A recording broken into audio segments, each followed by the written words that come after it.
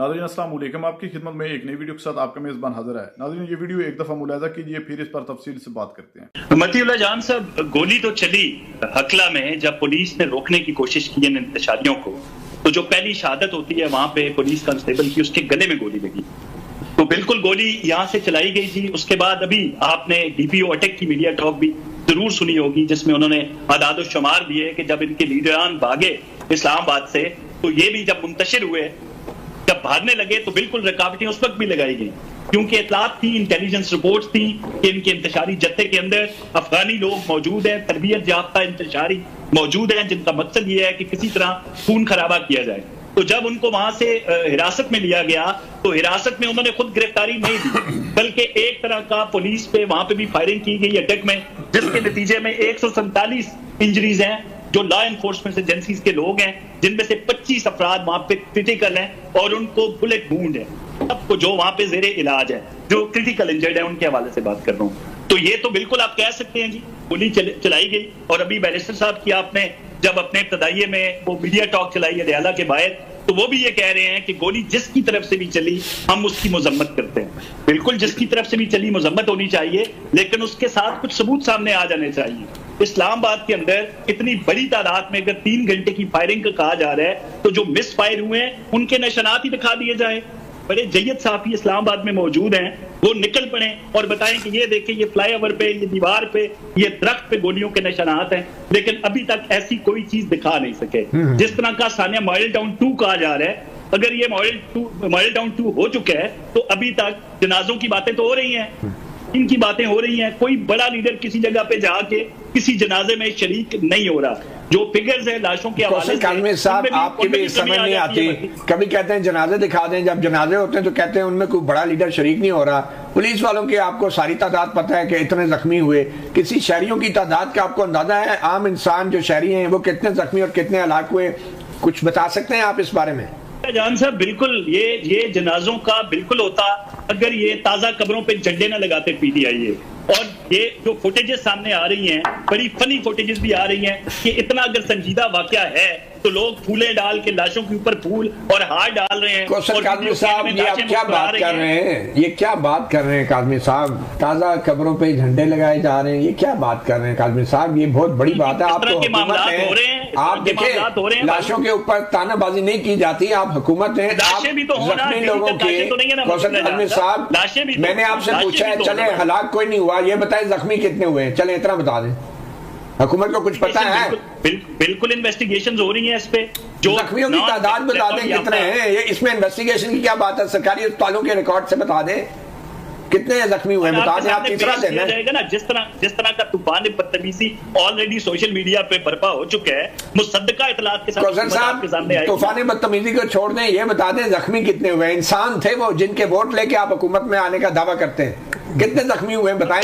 जब वहां पे भगदड़ मची ना, जब वहां पे भगदड़ मची और जख्मी भी भागे वहां से, भगदड़ के नतीजे में कितने जख्मी हुए हैं, कितने जख्मी हुए हैं, उसकी तादाद के हवाले से बिल्कुल हुकूमत ने भी, आपने खुद ही। अच्छा, आप कह रहे हैं कि गोलियों से कोई जख्मी नहीं हुआ, ना गोली चली है?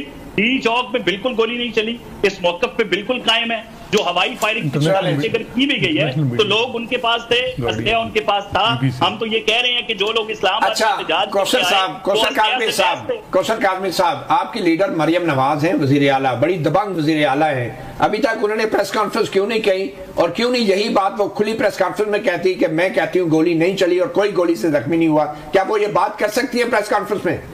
तो वजीर दाखिला रोज आपके सामने, वजीर दाखिला छोड़े, वजीर आला पंजाब की, वो ये बात कर सकती है? पंजाब की वजीर आला की तमाम तवज्जो अपने अवाम की तरफ है, इसमें कोई शक नहीं है। उस पर बेशक आप प्रोग्राम ना करें, मीडिया उसको ना उठाए, जो पंजाब में तब्दीली है उसके हवाले से आप ना बात करें, चलो ठीक है, तमाम तर तवज्जो उस तरफ। ठीक है, मैं उन्होंने कहा हमारे पास इन 12 की तस्दीक है, बाकी जो हैं वो हैं, लेकिन तस्दीक कभी नहीं हुई।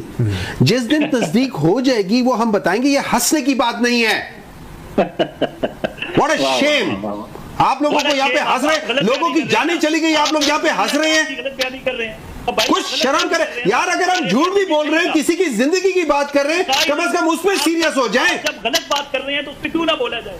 वैसे क्वेश्चन ऐसा माजरत के साथ जिंदा लोगों को मरे हुए लोगों पे हंसना नहीं चाहिए, अच्छा नहीं लगता। सामने तो है ना डिजिटल लाशें ले गए सबके सामने ये लोग जस्टिफाई कर रहे हैं, कि एक आदमी ये कहते हैं कि चूंकि पीटीआई वालों ने जाके मक्का और मदीना में उन लोगों ने शोर किया था, तो ये आदमी जो तीसरी उस पे कंटेनर पे बैठा हुआ था और शायद वो नमाज पढ़ रहा था, नहीं पढ़ रहा था, उसको गिराना जायज है। फिर कहते हैं यार वो मरा नहीं है। फिर इनका इंफॉर्मेशन मिनिस्टर कहते हैं हमने तो इनके सर खोल दिए। इनका इंटीरियर मिनिस्टर कहता है शूट टू किल। जनाब सैयद कौसर कादमी साहब, आपने तो कानून भी बना दिया है, इस्लामाबाद में एहतजाज जो है बगैर इजाज़त करने वाले के लिए कई साल कैद की सज़ा है।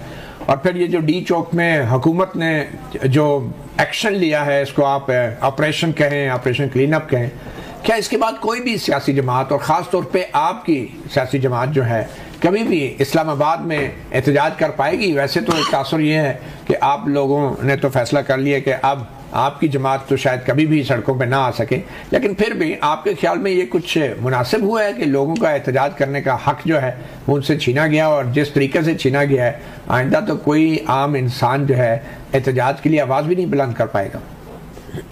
मतीउल्लाह जान साहब, सबसे पहले तो 2-3 भाइयों ने एक लंबी चार्जशीट पड़ी हुकूमत वक्त के खिलाफ कि यूं हो गया और इस तरह हो गया, जिस तरह खून की नदियां बह गई और कोई हजारों लोगों को शहीद कर दिया गया रियासत की तरफ से।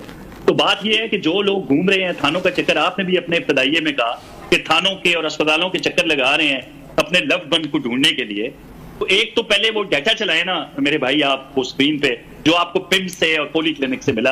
अच्छा, ये डाटा हुकूमत के पास नहीं है, ये डाटा हुकूमत के पास नहीं है। आप आज कह देंगे नहीं है, मैं चला रहा हूँ फिर आज शाम को आप बता दें। आपसे गुजारिश कर रहा हूँ आप चला दें साथ से, नहीं आप कह दें नहीं है ऐसा कोई डाटा साबित किया जाए, उनको झूठा साबित किया जाए यो कि अपना इन राइटिंग बता रहे हैं पोली क्लिनिक और पिम्स दोनों। नाज़रीन, आपने जो वीडियो मुलाज़ा फरमाई है, इस वीडियो के बारे में आपकी क्या राय है? कमेंट सेक्शन में अपनी कीमती राय दीजिए और अगली वीडियो तक आपने मेज़बान को दीजिए इजाजत। अल्लाह हाफिज़।